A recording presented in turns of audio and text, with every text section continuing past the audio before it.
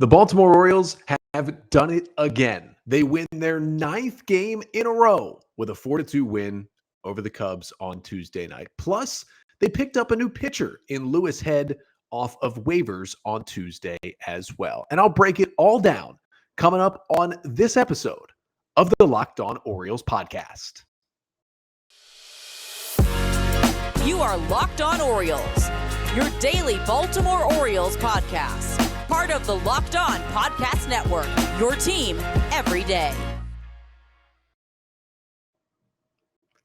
Hey there, Orioles fans. Today is Wednesday, July 13th, 2022, and welcome back in to the Locked On Orioles podcast, part of the Locked On Podcast Network, your team every day. As always, I'm your host, Connor Newcomb, and coming up on today's episode, we start with another Orioles victory as they beat the Cubs 4-2 on Tuesday night, the first of a 2-game set at Wrigley Field. 9 wins in a row, and I'll get you the 5 things you need to know from another O's win. Then we'll break down the Orioles roster move from Tuesday as they claimed the right-handed pitcher Louis Head off of waivers from the Miami Marlins, talk about his brief big league career so far and what made him intriguing for the Orioles.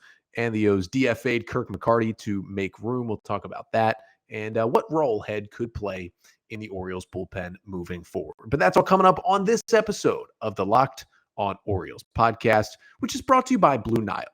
Make your moments sparkle with jewelry from BlueNile.com. And Locked On Orioles listeners get $50 off purchases of $500 or more. And this podcast exclusive includes engagement. So use the code Locked On at checkout.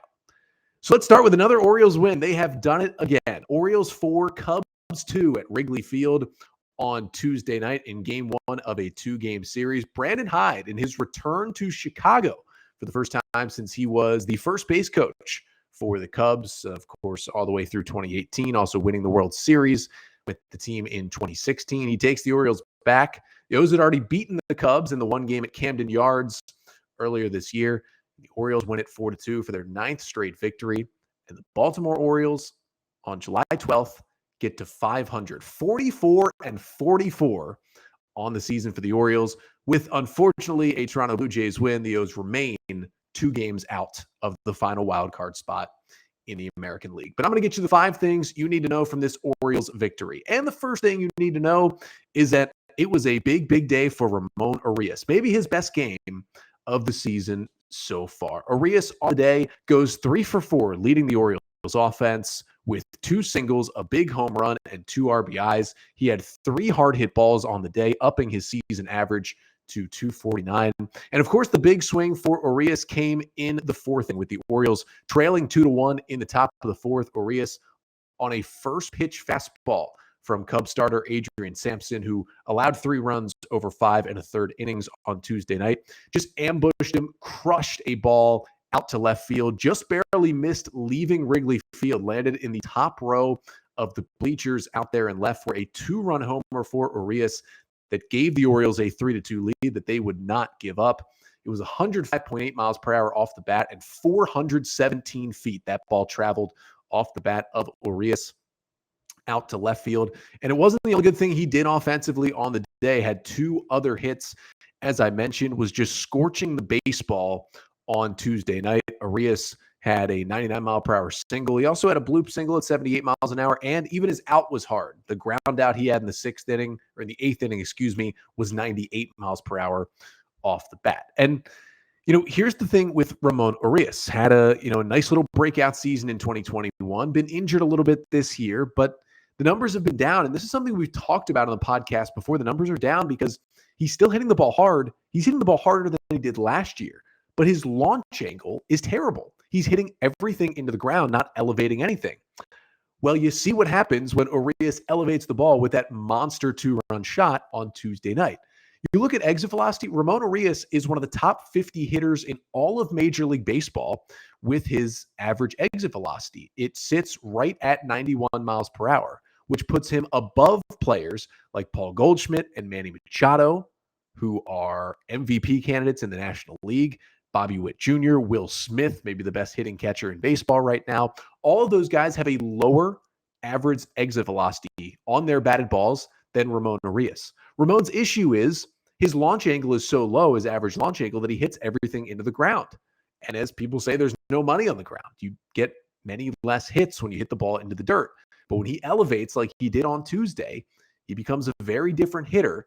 And if that starts to unlock something in Urías, he added some great defensive plays at third base on Tuesday night. He's done that all season in terms of defensive runs saved. He's been a top 10 third baseman defensively in baseball all year.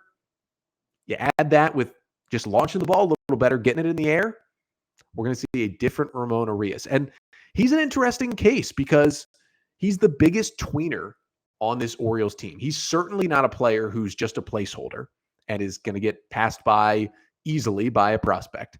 But he's certainly not a piece on this team that's definitely a future piece. The guys like Mountcastle and Adley Rutschman and Cedric Mullins and guys like that. But he's also not in the, Rougned Odor territory or even in the Jorge Mateo territory where, his time is coming at some point. He's somewhere in the middle. He's shown flashes of greatness. He's shown flashes of big-time struggles. But he's a good defender, plays third, short, and second at an above-average level, and is pretty elite at third base, hits the ball really hard, and if he can lift the ball just a little bit, he could elevate, pun intended, into future P status on this Orioles team. But the second thing you need to know from Tuesday night's game is that, Ramón Urías wasn't the only one who had a big offensive night. The Orioles' two speedsters, Cedric Mullins and Jorge Mateo, made things happen with the bat and on the bases on Tuesday. Each of those guys with a 2-hit game in the 4-2 victory at Wrigley Field. Mullins 2 for 4 with 2 singles, 2 hard hit balls, and 2 stolen bases. Jorge Mateo 2 for 4 with a stolen base and a solo home run. His 7th of the year was a nice little tack-on run for the Orioles. It led off the top of the 7th inning to give the O's a 4-2 advantage. It was a huge swing for Mateo to give the O's a little breathing room. They were holding that 1-run lead at 3-2 for 3 innings, just barely holding on and staying on top. And Mateo, that was a huge swing, 99.6 miles per hour off the bat, 393 feet into left field for a solo shot. And you just love to see the speed. The Orioles were running and running in this game, and it puts pressure on other teams to have that much speed in the lineup, especially with Cedric and Jorge hitting back-to-back at 9-1. And it's fun to watch those guys get on the base paths. Third thing you need to know from this one is that Jordan Lyles, the Orioles starting pitcher, did it, as he says, for the boys once again in this one. Lyles just kind of rolling through 7 innings. He allowed 2 runs on 7 hits, struck out 5 and walked 1, did allow 1 home run, and threw 101 pitches on the day, lowering his season-long ERA to 4.37. And the big number for Lyles, he allowed only 4 hard hit balls in 7 innings of work on Tuesday night. And now for Jordan Lyles, again, he was giving up hits. 7 hits in 7 innings. You add in the walk. He had base runners in pretty much every inning against him. He was getting out of traffic, got a couple of big double plays, really got helped out in the 6th inning. There was 1st and 3rd with 1 out, gets a line drive hit right to Urías, catches it, steps on third base, and gets a double play to end the inning and keep the O's up 3-2. There were moments certainly like that in this game. And Lyles, looked a little shaky early. He gives up the solo home run to Ian Happ in the 1st inning, lets a couple of runners on, and Alfonso Rivas gets an RBI single in the 2nd inning. And, it's immediately 2-0 Cubs after 2 innings. Lyles looking shaky. Orioles offense hasn't done anything. And you started to worry a little bit. But Santander gets the RBI single in the 3rd. Urías gets the 2-run homer in the 4th to give him the lead. And Lyles just pulls it together, throws 5 consecutive scoreless innings, and just keeps getting it done for this team. He had 12 whiffs on 45 swings, 6 of them on the 4-seamer, 4 on the slider. His 4-seam fastball really played up today. He wasn't throwing it any harder than he has all year, but he was throwing it up in the zone with more accuracy, getting more swings and misses than usual with that pitch. Again, he threw all 5 pitches, but this was an interesting start for Lyles. You usually see him, throw every pitch, 4-seamer, slider, curveball, sinker, changeup at least 10 times in every game. That was not the case in this one. It was 46 4-seamers, 35 sliders, and then just 10 curveballs, 7 sinkers, and 3 changeups on the night. He basically became a fastball slider guy for most of these 7 innings, and it worked against this Cubs offense. So it'll be something to watch with Lyles moving forward. But once again, 5th straight start, he gets through 6 innings for the Orioles. And even is able to go 7. Fourth thing you need to know from this one is that Lyles turned it over to the bullpen, and they did what they've done all year. 2 perfect innings for the Oriole bullpen, 6 up and 6 down. Cionel Perez sets the top of the order down 1-2-3 in the 8th, and then in comes Jorge Lopez. He picks up his 17th save with a 1-2-3 ninth inning that included a strikeout, and Perez and Lopez just continue to do what they do. I mean, Perez threw 9 pitches. Can't really take away much from that. Didn't get any whiffs. Lopez gets 1 whiff, but he only threw 12 pitches in the 9th inning. I mean, they were efficient. Perez lowered his ERA, continues to drop below 1 at 0.93. Lopez, his ERA to 1.7. The bullpen just keeps chugging along.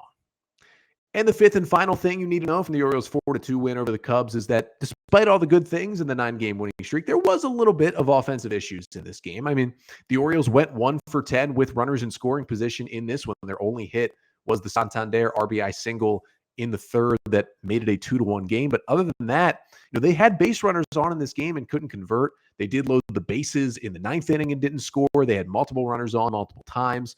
And they left some runs out there, 4 runs on 8 hits, but it could have been more. The Orioles got a little lucky offensively in this game. I mean, really, Ramón Urías was squaring the ball up, but besides that, there wasn't a lot going on. Ryan Mountcastle had a really rough night at the plate, 0 for 5 with 3 strikeouts. He looked a little lost at times, but here's how you flip this. That Orioles team that, 1 or 2 guys had a nice performance offensively. Rest of the team wasn't really hitting the ball. Didn't really matter.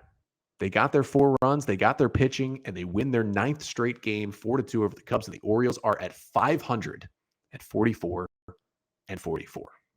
But the O's didn't just add a win to their team on Tuesday. They also added another potential bullpen arm when they claimed right-handed pitcher Louis Head off waivers from the Miami Marlins. And coming up next, we'll talk about Head's MLB career so far since he got called up by the Rays last year in April. Talk about what has made him good for most of his career, but what made him really bad his last month with the Marlins, and why his slider could be the pitch that gets him into the Orioles bullpen pretty quickly. But first, got to tell you about BlueNile.com, because this is the spot you need to go to whether you're ready to pop the question or you're celebrating a milestone moment. You can find jewelry as unique as her with the modern convenience of online shopping at BlueNile.com. If you're looking for fine jewelry, but you're having trouble choosing, or you don't know what size, what type of ring, you just have any questions in the process, Blue Nile has jewelry experts on hand 24/7, available via phone or chat to help you find a memorable gift at every budget. That's what makes them so great. So make your moments sparkle with jewelry from BlueNile.com. And Locked On Orioles listeners get $50 off purchases of $500 or more. This podcast exclusive includes engagement. So use the code Locked On. That's code Locked On. Plus, every order is insured, ships free, and arrives in discreet packaging that won't give away what's inside. Shop stress-free and find your forever peace. Go to BlueNile.com today.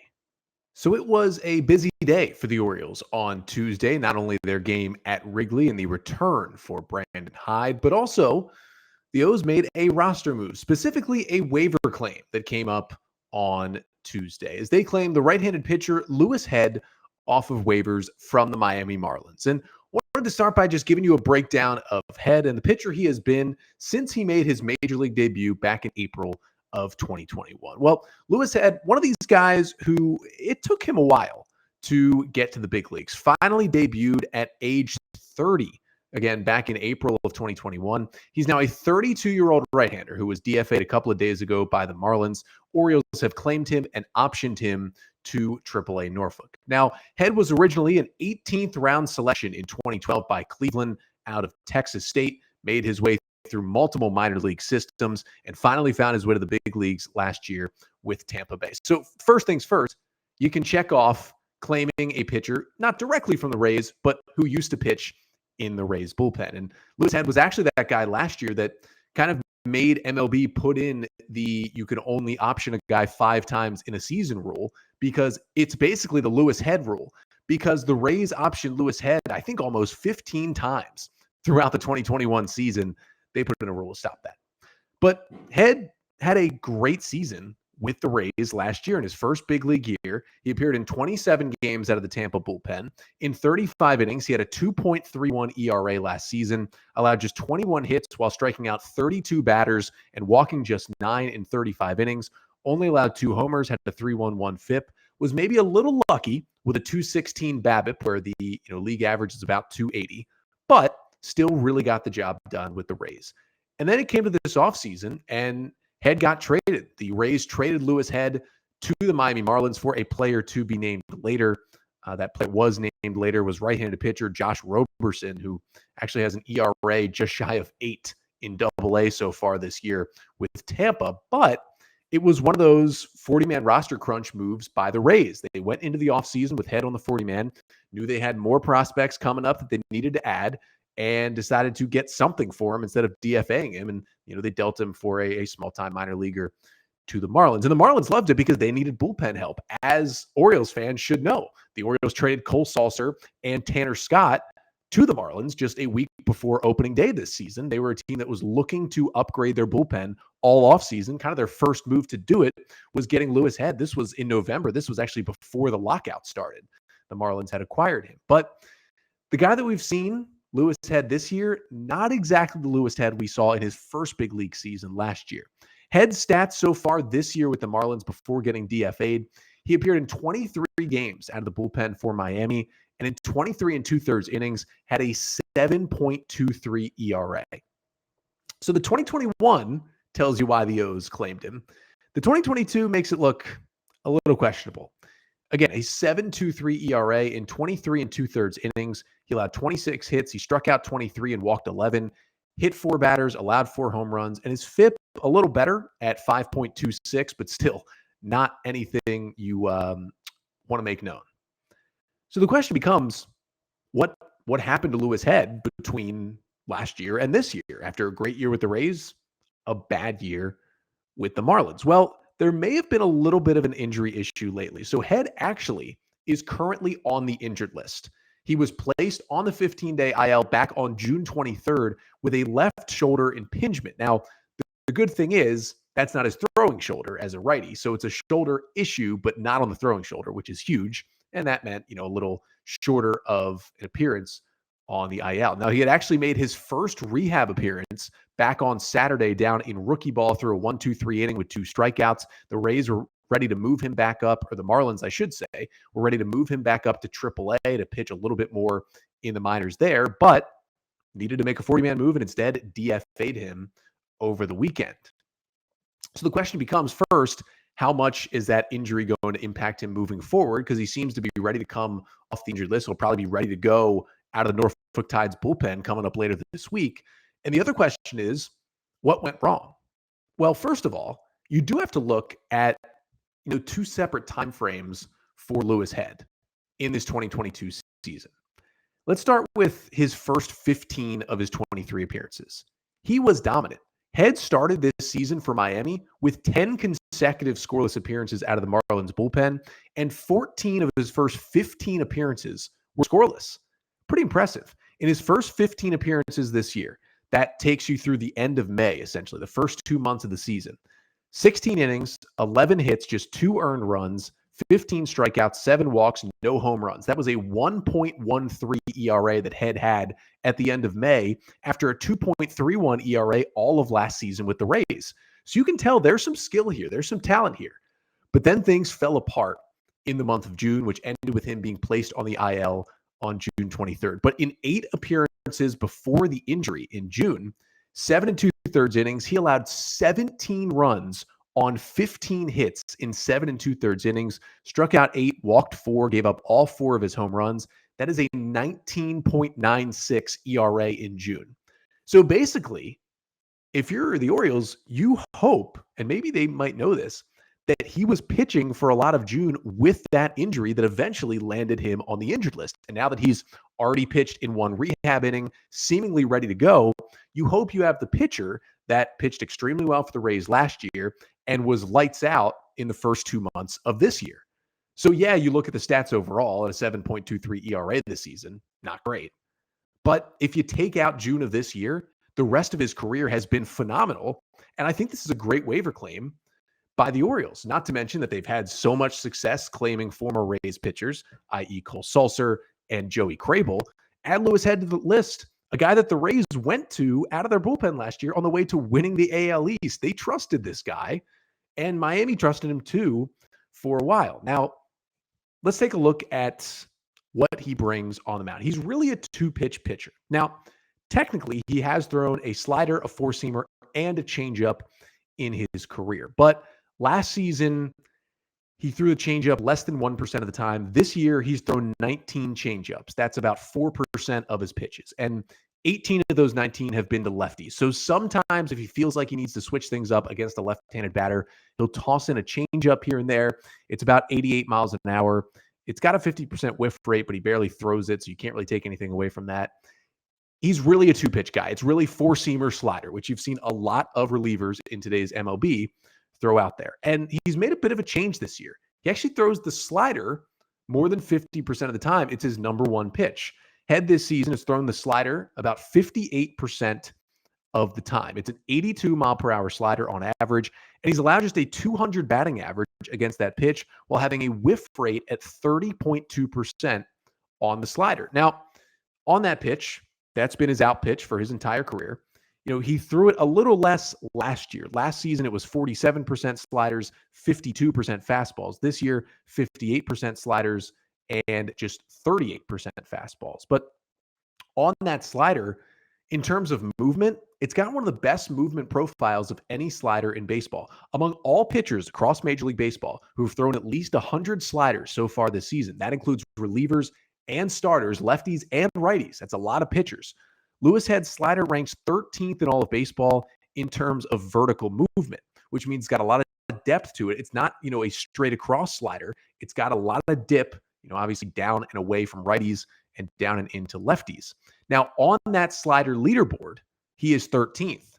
Ranked number 3 is Cionel Perez, and ranked number 4 is Kyle Bradish, two guys who we know have some devastating sliders when they're out there. So if you add Louis Head to the mix in an Orioles staff that already has some good sliders, he really does fit in. Now, the issue this year has been the fastball. While the slider has been dominant, he's thrown his four-seam fastball less and less, but he's still throwing it 38% of the time. It's about 93, 94, but he has allowed a 349 batting average against his four-seam fastball this year and a 674 slugging percentage.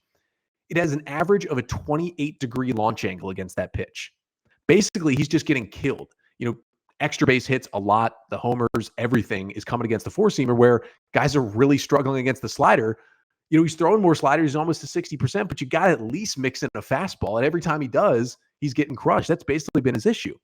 In terms of Baseball Savant and StatCast run value for all pitches across baseball, Head's four-seamer of all pitches across all pitchers in baseball, in terms of StatCast run value, is the 9th worst pitch in all of Major League Baseball this year. The 9th worst pitch. You take every pitcher who's thrown in the big leagues this year and every pitch in their arsenal, that's 3 to 4 pitches per guy, and Head's fastball has been the 9th worst pitch in baseball. So basically, if you're the Orioles right now, you see a Louis Head who throws a dominant slider, has had a lot of success except for the last month, and is coming off injury. I think you take a chance here because, listen, his four-seamer last year, guys hit only 172 against it. This year, hitting 349. Now, maybe there's some luck or unluckiness involved on both sides of that in each season. But in general, that slider's dominant. If you can fix the fastball, or you can maybe incorporate a sinker instead of a four-seamer, or maybe have him throw the changeup a little bit more if you like it, that slider is the one elite thing. And as we've seen Mike Elias do with all of his minor league contracts he gives out, his low major league contracts, and most certainly all the waiver claims he has made since 2019, he always looks to claim somebody who has at least one top-tier trait. And for pitchers, it's usually one pitch or one movement profile. For hitters and position players, it's usually one tool. For Louis Head, it's that slider. It's one of the best in the game. And if he can figure out the fastball, he's going to get back to what he was in Tampa last year, and he could really help this Oriole bullpen. So coming up next, we'll try to answer that question. Will Louis Head be sticking around for a while, and will he help out the Orioles bullpen at the major league level this season? But first, I got to tell you about betonline.net, your number one source for all your betting needs and sports info. You can find all the latest sports developments, league reviews, and news, including, of course, the Major League Baseball season. But that's not all. Every weekend, you've got MMA, you've got boxing, you've got golf, and betonline.net is the fastest and easiest way to check in on all your favorite sports and events. You can get the scores, you can get live betting, esports, you can listen to podcasts, you can check out news, injury news for your favorite player. Everything you would need for the sports gambler is at betonline.net. So head to the website today or use your mobile device to learn more about the trends and the action at BetOnline, where the game starts. So we're talking about Louis Head to finish up this episode here, the right-handed pitcher that the Orioles claimed off waivers from the Miami Marlins on Tuesday. Now, of course, he gets claimed and takes up a 40-man roster spot, but the O's didn't put him on the active roster just yet. They immediately optioned him to AAA Norfolk because he does still have options. He didn't come to the big leagues until last year, and despite being optioned essentially a million times, he's still got options. But as the O's have played with pretty much all year, they had a full 40-man roster. So a move had to be made, and that move was a guy who barely got to put on any kind of Orioles uniform, as the Orioles, to make room on the 40-man for Louis Head, DFA'd left-handed pitcher Kirk McCarty. Now, McCarty, you may remember, was claimed off waivers by the Orioles just a week ago as they grabbed him off waivers from the Cleveland Guardians. And I did an episode about McCarty last week talking about his struggles, what he could bring to the Orioles. Well, McCarty came from Cleveland, where he was solid in AAA, but had not had a good year in the big leagues. In 12 big league innings, he had a 9 ERA. He'd allowed 12 runs on 18 hits with 8 Ks, 6 walks, and 6 homers allowed.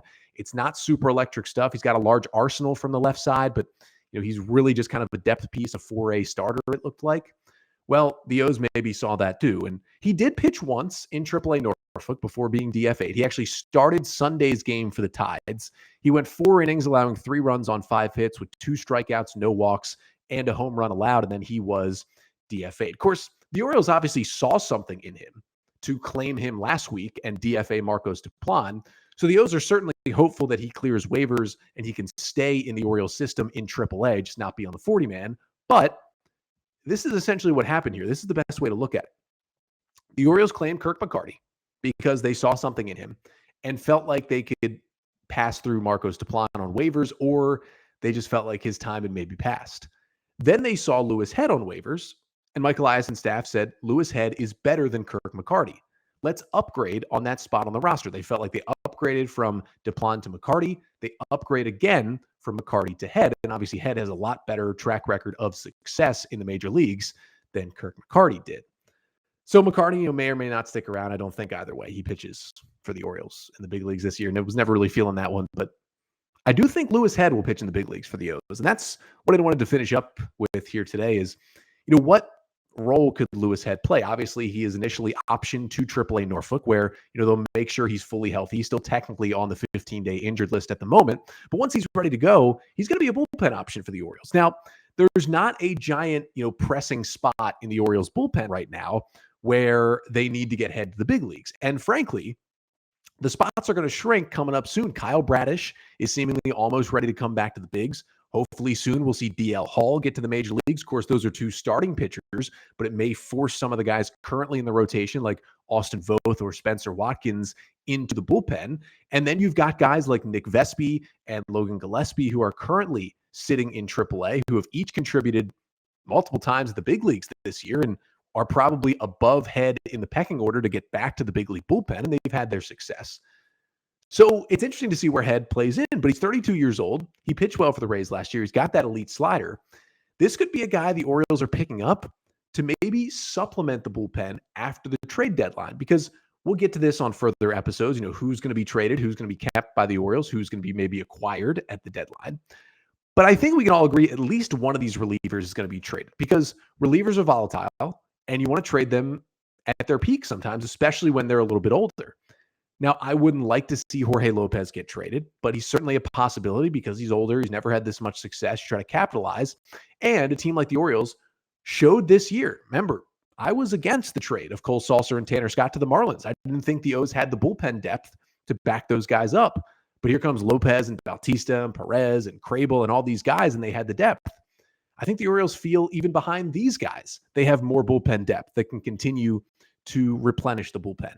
And Head could be one of those guys. So if a guy like Jorge Lopez or Cionel Perez gets traded at the deadline, a guy like Louis Head can come in with that success he's already had with the Rays and fill in right into that spot.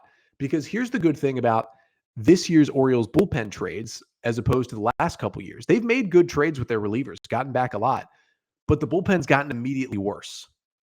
This year, it feels like you've got Head, you've got Vespi, you've got Gillespie, all in AAA right now, all with big league success already in their careers.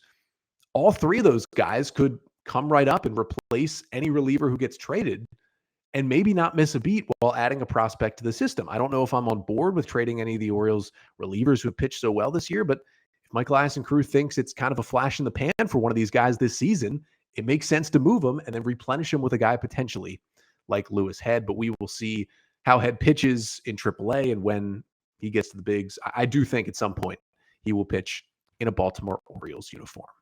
But that'll do it for today. Of course, I'll be back with you here tomorrow on the podcast, be recapping game 2 of 2 between the Orioles and the Chicago Cubs. And then we're going to get to the big topic in Birdland this week.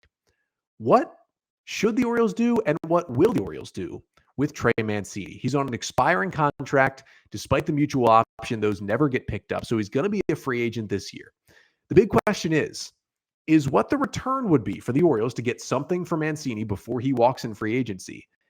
Is that worth more than what Mancini would bring both on and off the field to the Orioles if he played out the final few months of this season and then walked as a free agent? I'll address that question, which got a lot of layers to the answer, coming up on tomorrow's episode. But until then, I'm Connor Newcomb, and this has been the Locked On Orioles podcast, part of the Locked On Podcast Network. Your team every